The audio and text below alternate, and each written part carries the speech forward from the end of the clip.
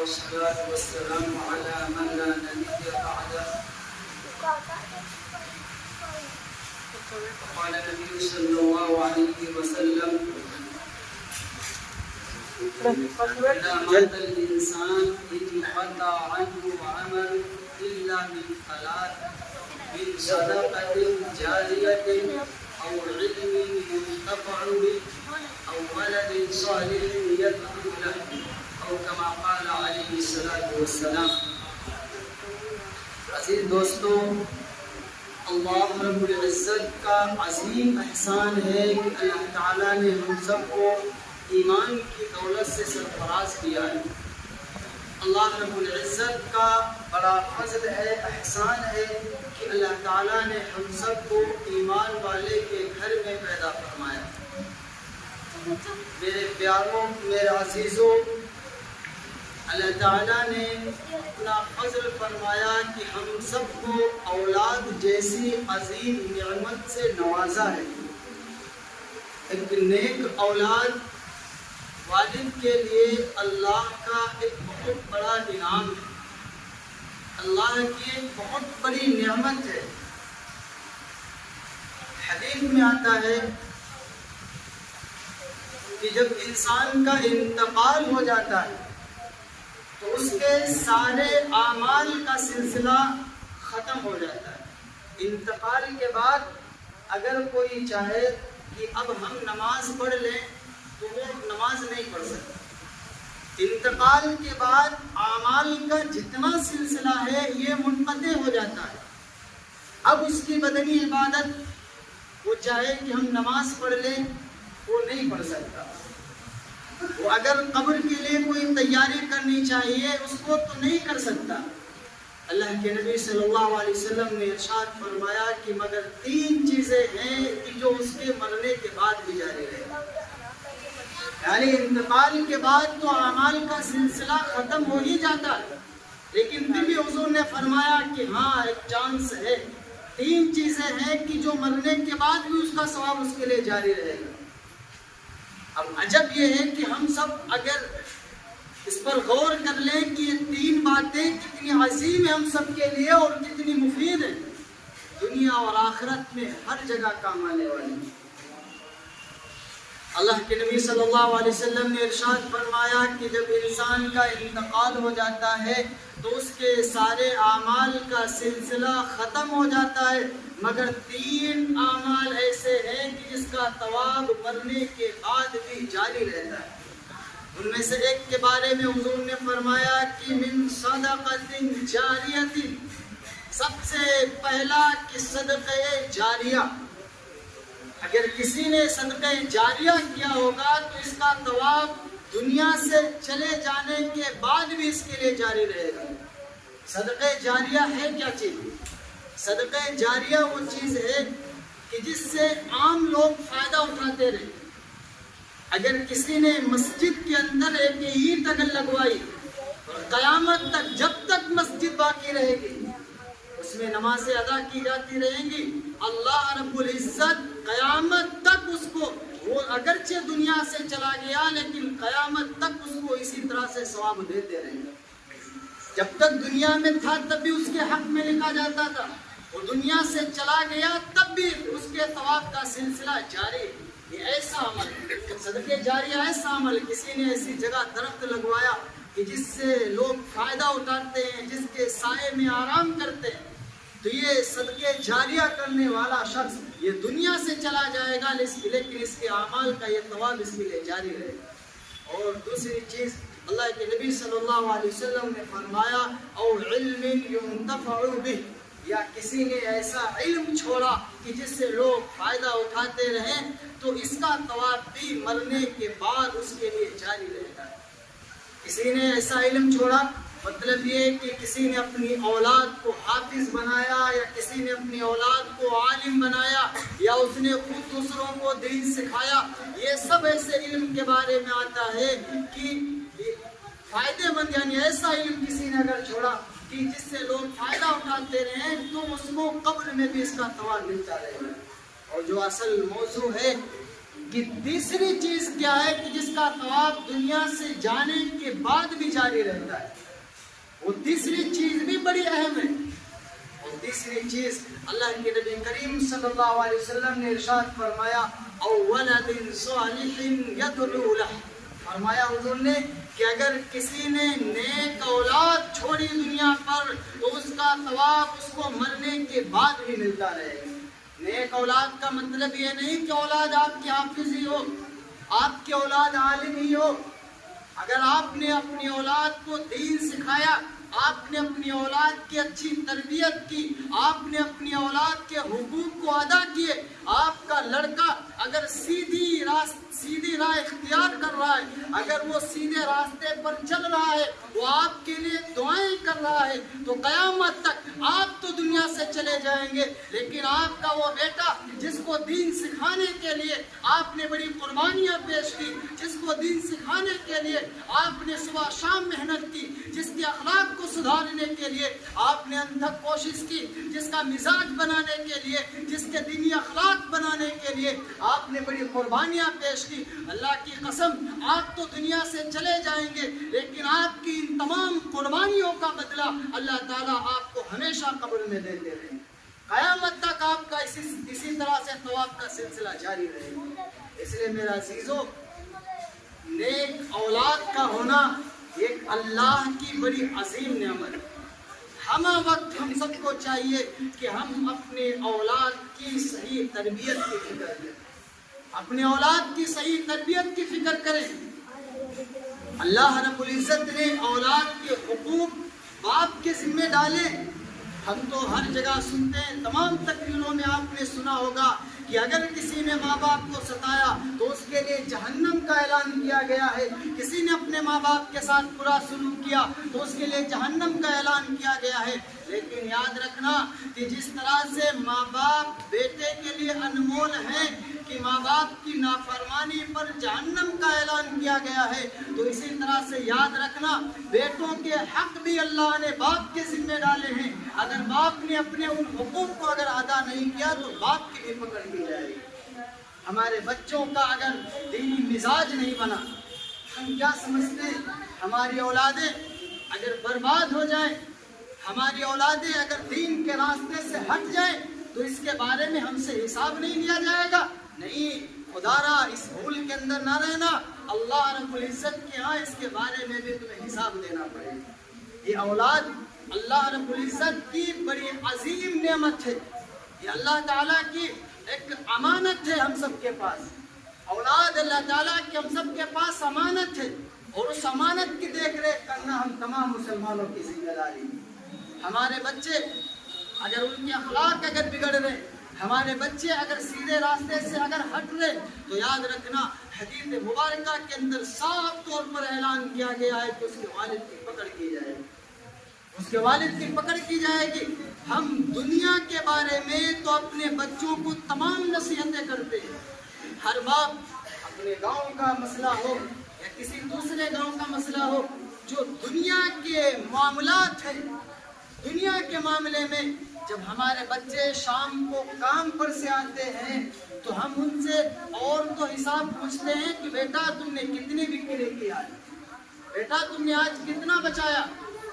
دنیا کے بارے میں ہم اپنے بیٹوں کا امتحان لیتے ہیں، ان سے حساب لیتے ہیں، لیکن میرا عزیزو صاف طور پر یاد رکھنا، کیا ہم اپنے اوپر غور کریں، کیا ہم نے کبھی اپنے سگے بچوں کے بارے میں ایسا سوچا ہے؟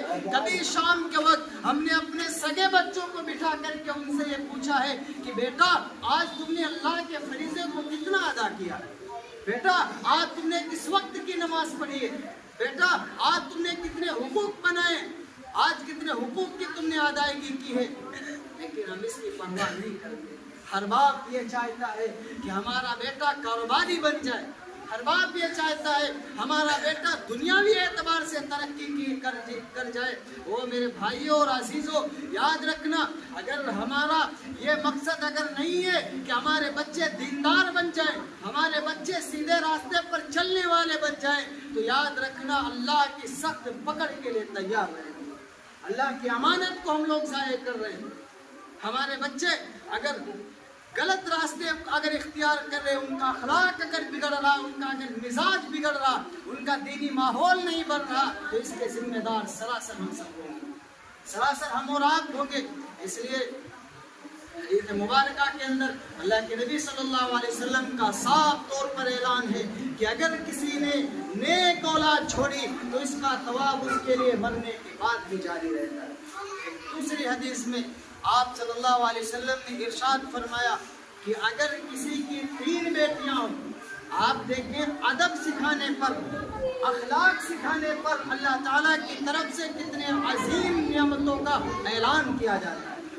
اچھے اخلاق سکھانے پر اللہ تعالیٰ کی طرف سے کن کن انعامات کا اعلان کیا جاتا ہے۔ حضور صلی اللہ علیہ وسلم نے ارشاد فرمایا اگر کسی شخص نے 3 بیٹیوں کی یا 3 بہنوں کی اگر پرورش کی اور ان کو دینی تعلیم دی، ان کے ساتھ اچھا سلوک کیا، یہاں تک کہ اللہ رب العزت نے انہیں بے نیاز کر دیا، تو اس کے لیے حضور نے اعلان کیا ہے کہ اللہ تعالیٰ اس شخص کے لیے جنت کو واجب کر دیتے، جنت کو واجب کر دیتے۔ صحابہ اکرام نے عرض کیا یا رسول اللہ اگر کسی کی 2 بیٹیاں ہوں، حضور نے فرمایا اگر 2 بیٹیوں پر بھی وہ اپنے فرائض کو ادا کر رہا ہے، وہ اپنے حقوق ادا کر رہا ہے، تو اللہ رب العزت اس شخص کے لیے بھی جنت کا اعلان کرتا ہے۔ حضور نے صحابہ نے عرض کیا کہ اگر ہم سب اگر کہہ دیتے یا رسول اللہ کا ایک بیٹی پر بھی یہ انعام ملے گا، تو اللہ کے نبی یہ بھی فرما دیتے کہ ہاں ایک بیٹی پر بھی انعام ملے گا۔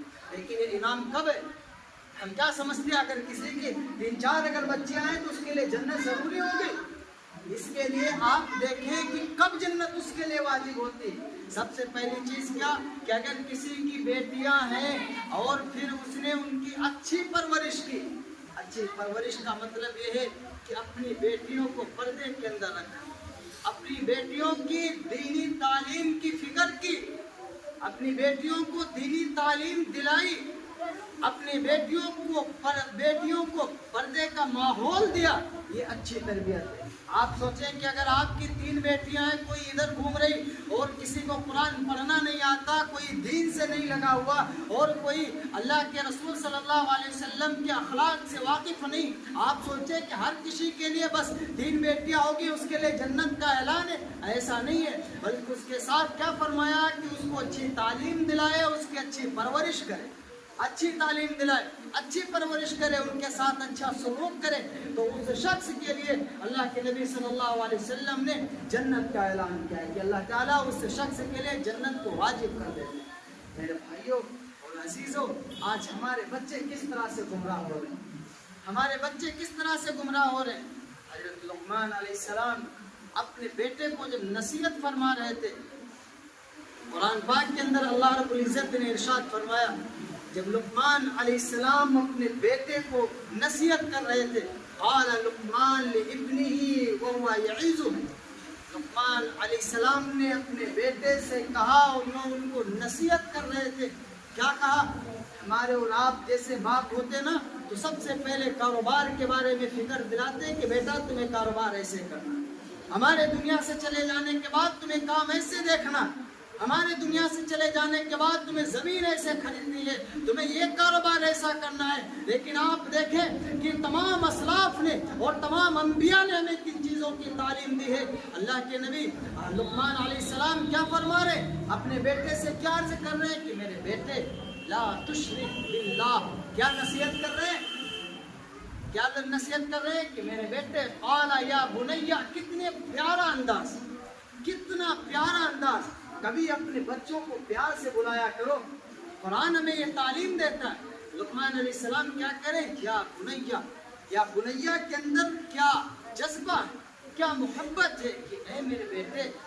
اس سے ہمیں پہلا سبق تو یہ ملتا ہے کہ اپنے بچوں کو پہلے محبت کی نظر سے دیکھا بھی کرو، پورے 24 گھنٹہ صبح شام آپ اپنے بچوں کو ڈانٹتے رہیں، صبح شام اپنے بچوں کو گالی گلوچ کرتے رہیں، یہ ہمارا دین نہیں کہتا، ہماری شریعت یہ نہیں کہتی۔